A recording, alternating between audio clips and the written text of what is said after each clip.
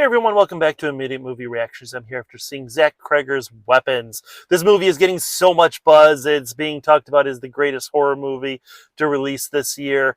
And I'm here to tell you, no, it's not. So Zach Cregger is known for Barbarian, a film that I think is, again, so freaking overrated. A movie that is fantastic for the first half and absolutely falls apart in the second half.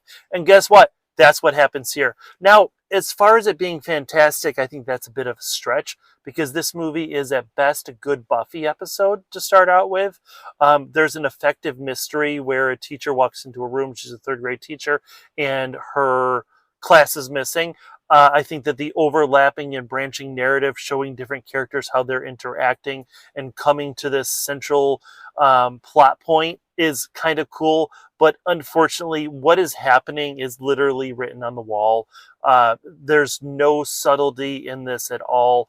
Once the mystery starts to get unraveled, and this film is actually probably about 45 minutes long when you take into account the fact that so much of this is just repeated material that you may be seeing, one from a cop and then second from the meth head or the heroin addict, or you may be seeing from the teacher and then from the parent. Josh Brolin plays the parent. He's probably the best part about this, but it totally glosses over the actual discussion of loss and abandonment and how you feel as he tries to unravel the mystery of what's happening, which he actually does in the span of 5 to 10 minutes as he decides to check door cams. And then he has a map which leads directly to where the kids are, but of course doesn't call the police from that. And I don't know why. Now the FBI are also involved, but I guess they don't have access to maps or can watch the cameras to see that all the children are going to the same place.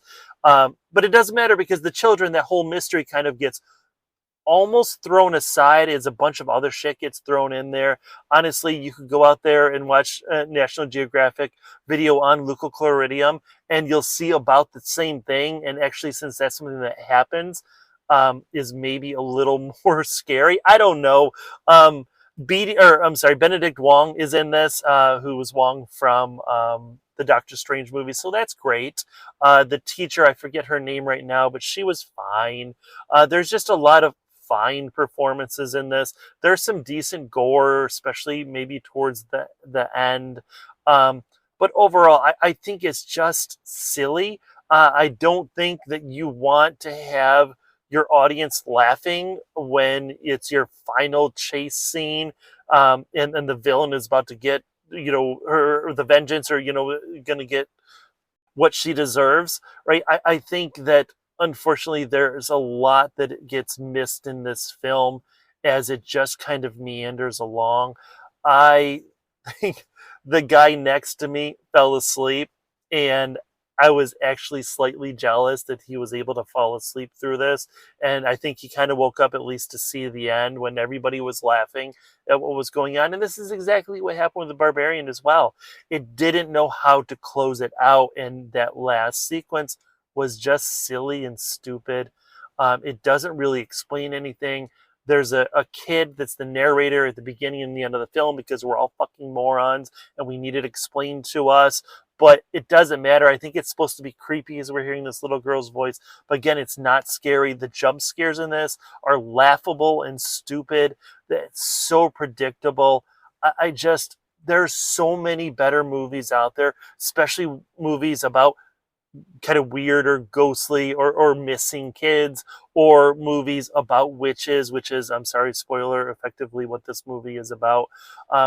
Again, there are some scenes that are maybe slightly disturbing if you haven't seen stuff like this. There were a couple of people in my theater clearly were not ready for some of the stuff that happened. I'm not gonna, try to brag about anything, but having sat through all the Evil Dead type movies and everything like that, even Bring Her Back, which I believe was earlier this year, I think is a so much better movie than this. The actual gore and the violence and that big ramped up violence at the end is done so much better. The Philippou brothers are just better than Cregger, right? That's where we are right now. I don't think this movie is worth your time. I would give it a 4. I can't believe the freaking hype that this movie is getting. I don't think it deserves it, but it'll probably do well. Coming out of the theater, people were laughing. People seem to have a good time with it. So, hey, that's awesome, right? What else do we come to the movies for? So I myself am going to give this a 4. I think it is worth a stream. I think if you're really into horror movies and if you really, really like Barbarian, then this movie might do it for you. But there are so many missing themes. There are so many missing ideas.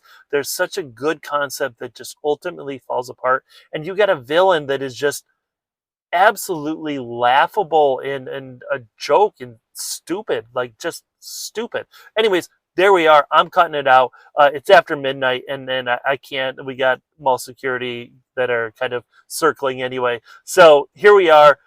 It's a 4. Stream this movie if you must. Otherwise, if you skip it, go ahead. Right? It's fine. Actually, there was a movie, I think it was last year, called Cuckoo, which I thought was fucking terrible too. I would rather watch Cuckoo, I think, again, because at least that tried to do something really different. It didn't work well, but neither did this movie. So there we are. I'm sorry, I rambled.